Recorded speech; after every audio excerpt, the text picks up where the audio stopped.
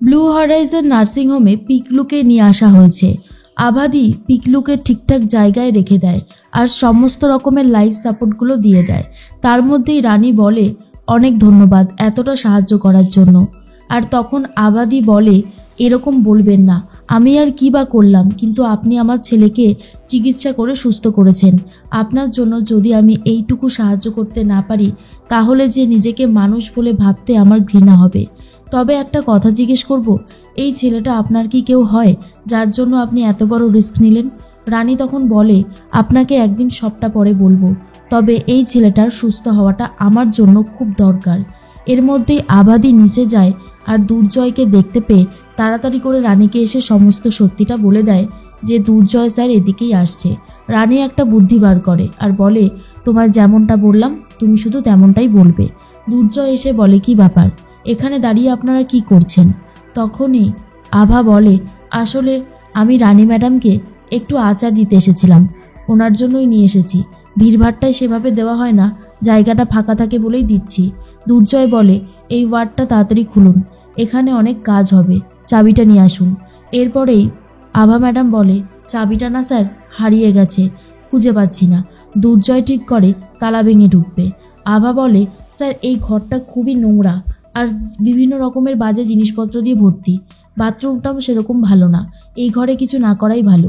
সাথে করে যারা এসেছিল তারাও তখন এই সাজেশনটাই দিতে থাকে যে আপনি অন্য একটা ঘরে সেট আপ করার চেষ্টা করুন, আইসিইউটা এখানটা ছেড়ে দিন। দুর্জয় ভাবনা চিন্তা করতে থাকে। রানী বুঝতে পারে দুর্জয় নিশ্চয়ই এইটা নিয়েই ভাবনা চিন্তা করছে। শুক্লাকে নিয়ে আসা হয় মন্দিরে। অনিশা মন্দিরে বাবার মাথায় জল ঢালতে থাকে আর এটা দেখার পর অনিশাকে অনেক প্রশংসা করতে থাকে শুক্লা আর বলে, সত্যি অনিশা আর আগের মতো নেই, বদলে গেছে। যত তাড়াতাড়ি সম্ভব আমি আমার ছোট বৌমাকে কিছুতেই আর এই বাড়িতে মেনে না নিয়ে ওদের ডিভোর্সের ব্যবস্থা করিয়ে দিয়ে অনিশাকে এই বাড়ির বউ করে নিয়ে আসবো। এরপর উকিলবাবু রানীর সাথে কথা বলে, ডিভোর্স পেপারটা হাতে ধরিয়ে দিয়ে বলে সই করে দেবেন, কিছুদিন বাদে এসে আমি নিয়ে যাব। দুর্জয় এটা পাঠিয়েছে কিনা জিজ্ঞেস করে। উকিলবাবু বলে, অবশ্যই উনিই পাঠিয়েছে। আদিত্যবাবু বলে, কি হয়েছে রানী? এরপর রানীর হাতে কাগজগুলো দেখার পর বুঝতে পারে এটাও রানীর কষ্ট হচ্ছে। অফিসারের সাথে দুর্জয় কথা বলে। রানীর যে বিপদ সেটা বুঝেই অফিসারকে ডেকেছিল আর বলেছিল রানী একটা সংস্থা চালাতো, সেখানে ওরা অনেক অপরাধীদেরকে পুলিশে ধরিয়ে দিয়েছে, তারাই হয়তো এরকম কিছু করেছে। অফিসার বলে, হতেই পারে, আমরা দেখছি কিছু একটা করার ব্যবস্থা করছি। রানীর বিপদের কথা ভেবে বিনায়ক আর বিপাশা বলতে থাকে রানীকে এই বাড়িতে ফিরিয়ে আনার জন্য, কিন্তু শুক্লা একেবারেই না করে দেয়, বলে অবশ্যই না, কখনো না, ওরা এই বাড়িতে কখনো ফিরবে না, বুঝতে পেরেছ? এর মধ্যেই রানী চলে এসেছে আর বলে, তোমার খুব ডিভোর্স পাওয়ার শখ তাই না?